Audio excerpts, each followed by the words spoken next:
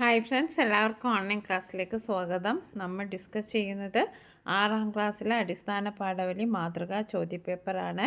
ഇത് SCERT model question പേപ്പറാണ്. Okay, ഇതേ പാറ്റേണിൽ തന്നെ ആയിരിക്കും ചോദ്യങ്ങൾ വരിക. ആകെ സമയത്തിൻ്റെ ആദ്യ 15 മിനിറ്റ് സമാശ്വാസ സമയമാണ്. 6 ചോദ്യങ്ങൾക്ക് ഉത്തരം എഴുതാൻ ശ്രദ്ധിക്കണം. ഉപചോദ്യങ്ങൾ ഉണ്ടാവും, അതിനൊക്കെ ഉത്തരം എഴുതണം. 2, 5 എന്നീ ചോദ്യങ്ങൾക്ക് ചോയ്സ് നൽകിയിട്ടുണ്ട്. അതിലേതെങ്കിലും ഒന്ന് എഴുതിയാൽ മതി. ആദ്യത്തേത് നമുക്ക് വായിക്കാം എഴുതാമാണ്. സ്വപ്നത്തിലെ തത്ത. ഒരിടത്തൊരു വലിയ നഗരത്തിൽ എഴുതാൻ ആഷ്ലി എന്ന ഒരു കൊച്ചു പെൺകുട്ടി ജീവിച്ചിരുന്നു. ആഷ്ലിക്ക് മലയാളം അറിയില്ലായിരുന്നു. വീട്ടിൽ അച്ഛനമ്മ മലയാളം സംസാരിക്കുമെങ്കിലും അവർ സ്കൂളിലും കൂട്ടുകാരും സംസാരിക്കുന്നത് ഇംഗ്ലീഷാണ്. ഒരു ദിവസം രാത്രി ആഷ്ലി ഒരു സ്വപ്നം കണ്ടു. അവളുടെ വീടിൻ്റെ ജനലരികിൽ മനോഹരമായ ഒരു തത്തമ്മ വന്നിരുന്നു. പച്ച നിറമുള്ള ആ തത്തമ്മ അവളെ നോക്കി ചിരിച്ചു. ആഷ്ലി തത്തമ്മയോട് സംസാരിക്കാൻ ശ്രമിച്ചു. പക്ഷേ തത്തമ്മയ്ക്ക് അവളുടെ ഭാഷ മനസ്സിലായില്ല. തത്തമ്മ എന്തൊക്കെയോ ചിറകുകൾ അനക്കി സംസാരിക്കുന്നുണ്ടായിരുന്നു. പക്ഷേ ആഷ്ലിക്കൊന്നും മനസ്സിലായില്ല. അവൾക്ക് സങ്കടമായി. എനിക്ക് അവൾ പറയുന്നതൊന്നും മനസ്സിലാകുന്നില്ലല്ലോ, ആഷ്ലി മനസ്സിൽ പറഞ്ഞു. പെട്ടെന്ന് തത്തമ്മയുടെ രൂപം മാറി. അതൊരു വൃദ്ധയായ സ്ത്രീയായി മാറി. അവർ സ്നേഹത്തോടെ ആഷ്ലിയുടെ അടുത്തേക്ക് വന്നു. മോളെ, ആ വൃദ്ധ പറഞ്ഞു, നിന്റെ മാതൃഭാഷ അറിയാത്തത് കൊണ്ട് എത്ര നല്ല കാര്യങ്ങളാണ് നിനക്ക് നഷ്ടമാകുന്നതോർത്ത് ഞാൻ വിഷമിക്കുകയായിരുന്നു. ആഷ്ലിക്ക് ഒന്നും മനസ്സിലായില്ല. എന്ത് കാര്യങ്ങൾ, അവൾ ചോദിച്ചു. നിന്റെ മുത്തശ്ശി പറഞ്ഞു തരാൻ കൊതിച്ച കഥകൾ, നിന്റെ നാട്ടിലെ പാട്ടുകൾ, പഴമൊഴികൾ, നിന്റെ പൂർവികരുടെ ചരിത്രം, ഇതെല്ലാം നിനക്ക് നഷ്ടമാകുന്നു. ആഷ്ലിക്ക് കാര്യങ്ങൾ മനസ്സിലായി തുടങ്ങി. മാതൃഭാഷ ഒരു പുഴ പോലെയാണ് മകളെ, ആ വൃദ്ധ പറഞ്ഞു.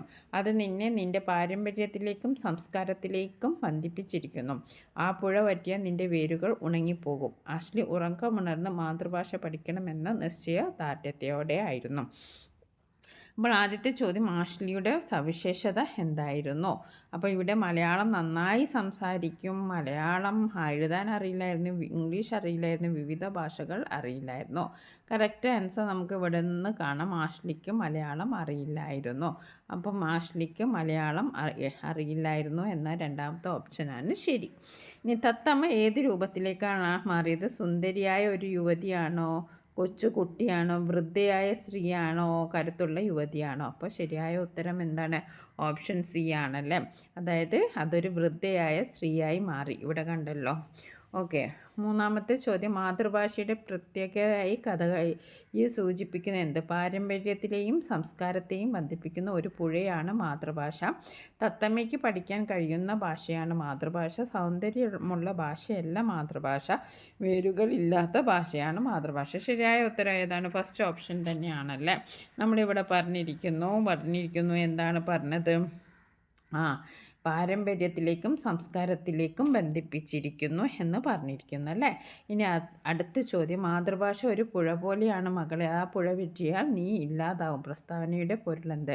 ഭാഷയും പുഴയും ഒന്നാണ്. പുഴയുടെ വലിപ്പം ഭാഷയ്ക്കില്ല. ജീവിതവും സംസ്കാരവും നിലനിർത്താൻ പുഴ പോലെ തന്നെയാണ് ഭാഷയും സഹായിക്കും. പുഴയുടെ അടിയിലാണ് ഭാഷ. ശരിയായ ഉത്തരം ഏതാണ്? ജീവിതവും സംസ്കാരവും നിലനിർത്താൻ പുഴ നമ്മളെ സഹായിക്കും. ഇനി അടുത്തത് വിശകലനക്കുറിപ്പ് അല്ലെങ്കിൽ അഭിപ്രായക്കുറിപ്പ് എഴുതാനാണ്.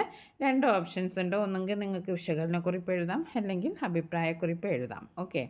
മണ്ണിൽ വേർപ്പ് വിധിച്ചവർ തൻ ഈണമായി വന്നു.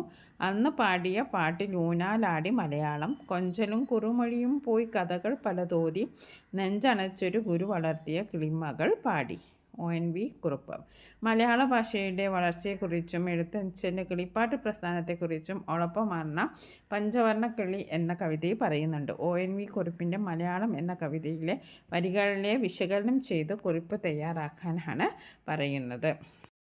വിശകലനക്കുറിപ്പ് നോക്കാം. നമ്മുടെ മാതൃഭാഷയുടെ ഉത്ഭവം സാധാരണ ജനങ്ങളുടെ കഠിനാധ്വാനത്തിലും ജീവിതത്തിലും നിന്നാണ് ഉണ്ടായതെന്ന് സൂചിപ്പിക്കുന്നു. ഈ ഭാഷ അവർ പാടിയ പാട്ടുകളിലൂടെയും കുട്ടികളുടെ കൊഞ്ചലുകളുടെയും അമ്മമാർ പറഞ്ഞ കഥകളിലൂടെയും വളർന്നു വികസിച്ചു. ONV കുറിപ്പ് മലയാള ഭാഷയെ ഒരു ഗുരുവിനോട് ഉപമിക്കുന്നു. നെഞ്ചണച്ചൊരു ഗുരു വളർത്തിയ കിളിമക്കൾ എന്ന് ഉപമിക്കുന്നത് മലയാള ഭാഷയെ അക്ഷരത്തിലൂടെയും അറിവിലൂടെയും സ്നേഹത്തോടെ പോറ്റി വളർത്തിയ എഴുത്തച്ഛനെ പോലെയുള്ള ഗുരുക്കന്മാരെയാണ്. ഈ വരികൾ മലയാള ഭാഷയുടെ പാരമ്പര്യത്തെയും അതിലെ വളർത്തിയെടുത്ത സാംസ്കാരിക പശ്ചാത്തലത്തെയും സൂചിപ്പിക്കുന്നു. ONV മലയാള ഭാഷയെ കേവലം ഒരു ഭാഷയായി കാണുന്നതിനു പകരം ഒരു സംസ്കാരത്തിൻ്റെയും ചരിത്രത്തിൻ്റെയും വാഹകയായി വിശേഷിപ്പിക്കുന്നു. ഇനി നമ്മുടെ അടുത്ത ചോദ്യം നോക്കാം. മധുരിക്കുന്നു പച്ചക്കിളി നിൻ കൊക്കായത്തുന്ന മലരും കനിയും തേനുമി മലയാളം. പഞ്ചവർണ്ണ കിളി എന്ന കവിതയെ ഒളപ്പമണ്ണ പറയുന്ന കാര്യങ്ങളോട് പ്രതികരിച്ച് ഒരു അഭിപ്രായ കുറിപ്പ് തയ്യാറാക്കാനാണ്. മധുരിക്കുന്നു പച്ചക്കിളി നിൻ കൊക്കാഴ്ത്തുന്ന മലരും കനിയും തേനി മലയാളം എന്ന വരികൾ ഒളപ്പമണ്ണയുടെ പഞ്ചവർണ്ണ കളി എന്ന കവിതയിൽ നിന്നുള്ളതാണ്. ഈ വരികൾ മലയാള ഭാഷയുടെ മധുരവും സൗന്ദര്യവും എത്രത്തോളം ഉണ്ടെന്ന് വർണ്ണിക്കുന്നു. ഇവിടെ കവി മലയാള ഭാഷയെ തേനുമായി താരതമ്യം ചെയ്യുന്നു. തേൻ മധുരമുള്ളതും പോഷകഗുണമുള്ളതുമാണ്. അതുപോലെ മലയാളവും മധുരമുള്ളതും ഹൃദ്യവുമാണ്. പച്ചക്കിളി കൊത്താറായ മലരിലെയും കനിയിലെയും തേൻ പോലെ മലയാള ഭാഷ മധുരമുള്ളതാണ് എന്ന് പറയുമ്പോൾ അത് നമ്മുടെ ജീവിതത്തെ എത്രത്തോളം ആഴത്തിൽ വേരൂന്നിയതാണെന്ന് കവി ഓർമ്മിപ്പിക്കുന്നു. നമ്മുടെ മാതൃഭാഷ കേവലം ആശയവിനിമയത്തിന് ഉള്ള ഒരു ഉപകരണം മാത്രമല്ല, അത് നമ്മുടെ വികാരങ്ങളെയും ചിന്തകളെയും ആഴത്തിൽ ബന്ധിപ്പിക്കുന്ന ഒന്നാണ്. മാതൃഭാഷയിൽ സംസാരിക്കുകയും എഴുതുകയും ചെയ്യുമ്പോൾ നമുക്ക് ലഭിക്കുന്ന അനുഭൂതി മറ്റൊരാൾക്ക് ആ ഭാഷ അറിയുന്നില്ലെങ്കിൽ മനസ്സിലാക്കാനുള്ള ബുദ്ധിമുട്ടായിരിക്കും. ഓരോ വാക്കിനും അതിൻ്റേതായ മധുരമുണ്ട്. ഞാൻ അടുത്തതൊരു വായനക്കുറിപ്പ് തയ്യാറാക്കാനാണ്. തെന്നാലി രാമൻ്റെ സ്വന്തം ഭാഷ എന്ന കഥ വായിച്ചില്ല. ആ കഥ ഇഷ്ടമായതിൻ്റെ കാരണം വ്യക്തമാക്കി കഥയുടെ വായനക്കുറിപ്പ് തയ്യാറാക്കാനാണ്. അടുത്തത് മാതൃഭാഷയുമായി ബന്ധപ്പെട്ട ശരിയായ പ്രസ്താവന എന്താണ്? അറിവിനെ അനുഭൂതിയാക്കാൻ കഴിയുന്നത് മാതൃഭാഷയിലാണ്. മാതൃഭാഷയിലൂടെയാണ് ഏറ്റവും നന്നായി ഭാവന ചെയ്യാൻ കഴിയുന്നത്. മാതൃഭാഷ നിരന്തരം ഉപയോഗിച്ചെങ്കിൽ മറന്നു പോകും. മാതൃഭാഷ കൂടുതൽ ഉപയോഗിക്കുന്നത് എഴുത്തിനാണ്.